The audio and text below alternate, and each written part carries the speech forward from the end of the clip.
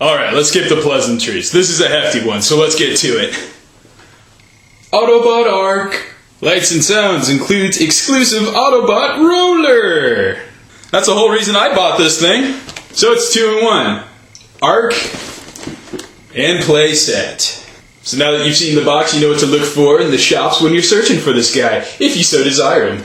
But enough dilly-dallying, let's open it up. So ladies and gentlemen, for your viewing pleasure, I present to you the Autobot Arc. My goodness, this thing is menacing looking, isn't it? Look at all that front-mounted weaponry. Look at that back-mounted weaponry. Yeah, not as impressive, but still, it's there. And it's interchangeable, too.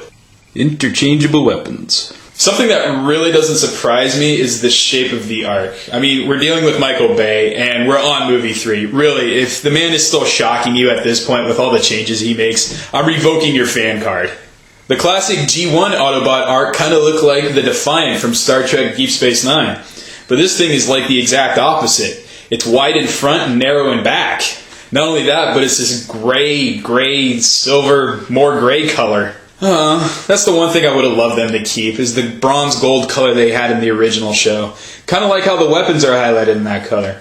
If only all of that was. Now the one thing that's absolutely surprising me about this toy is the size of it. It's huge! It's kind of comparable to the bases the Micromasters used to have. Now your average Transformer collector is a white single male, about 6'1" and 250 pounds US standards. And I'm telling you, once you get your hands on this toy, you're going to be saying to yourself, damn, that's a huge toy.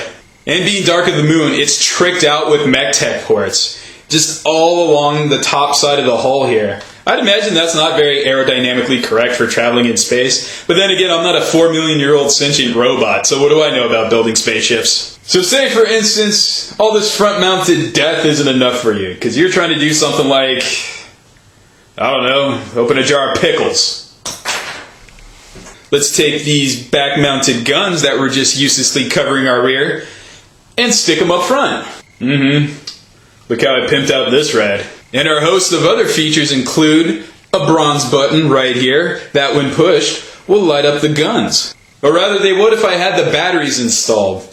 I didn't bring a Phillips head screwdriver, so that'll have to wait for a moment. So what else does the vehicle mode for the Autobot Arc offer for us? Well, just a cockpit for Autobot Roller. Now, I'm no car salesman, but I know it takes more than just a slick chassis to sell someone on a vehicle. So let's check out the interior.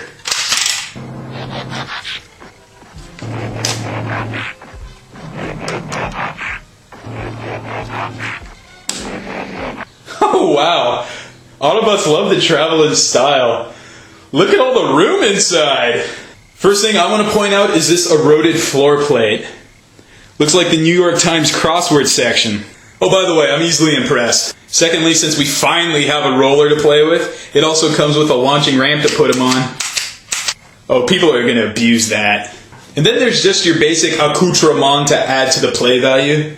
Like these things right here. They stick up. Next is your standard repair bay medical bed that lifts. And if all that firepower wasn't enough for you, we get yet again another gun showcased right in the center of the room. You know this right here? And I'm not counting the removable guns on the back of the Arc. This here might be the most useful weapon in the room, mostly because it can turn. But maybe I'm wrong. Maybe these guns fire homing bullets. I'm just lying to myself, aren't I? And things only get better. Because next we have the cockpit turned defense tower, which kind of resembles Castle Grayskull from He-Man? Was this intentional? Are you seeing this? 2 eyes, nose, and a mouth? Oh, come on. You even get a flapping jaw. However, the face does flip down, so there is a control deck for Autobot Roller to observe all that goes on below him. With 4 more guns. I'll say this, I might be looking at this toy through nostalgic goggles for the good old days where we had the G1 Micromaster base sets, but it's just been so long since we've had a toy in the Transformers line that was just a simple base. And now we finally get one, and it's the Arc. Correct me if I'm wrong, but have we ever had an Arc toy?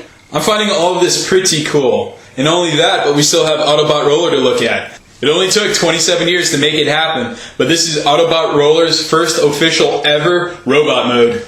This guy, he's unbelievable. he's a mixed bag. Sad but true. There's good, there's bad, and then there's just what the fuck. So first the good, and this came as a pleasant surprise. Autobot Roller is actually sporting a G1 logo. So that's cool. But then from there, I have to point out something that just made me go, what? Roller's head is some sort of freaky mix between Sub-Zero, Ultraman, and the Predator. Yeah, now that I've said it, you see it too, don't you? And then the next thing, which just confused me all the more, is what does he share a design aesthetic with Megatron?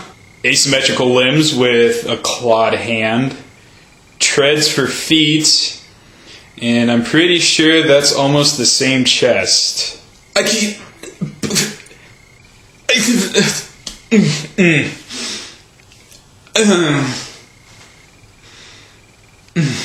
Alright, so Roller's turning out to be the weak link in this set, which is a shame because this is his first robot mode. Now let's use Wheelie for what he was really meant for.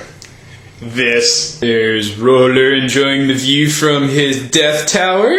Here's Roller getting some work done in the repair bay, because he realizes his life is pain.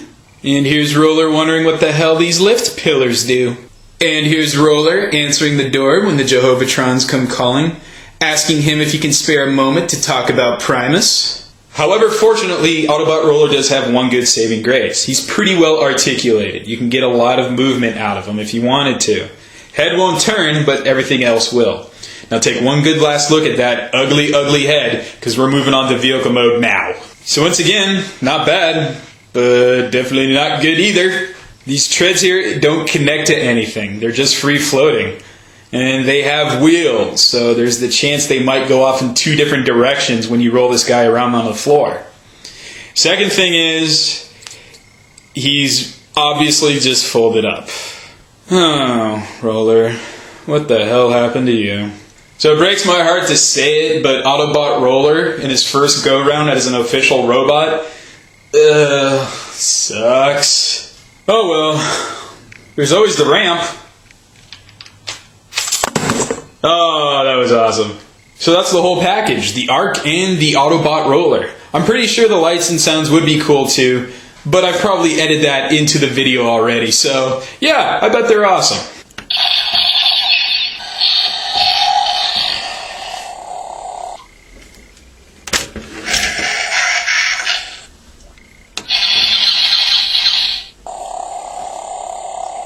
But I digress. You get the Arc for the Arc. For that twinge of nostalgia that says, hey, I finally got an Arc toy. Or hey, I remember those G1 Micromaster action bases that were so cool. That's why you get this toy. Because it hollers back to those times. And it's just so much fun. Well, that's all I gotta say. So Roller and I, we're out of here.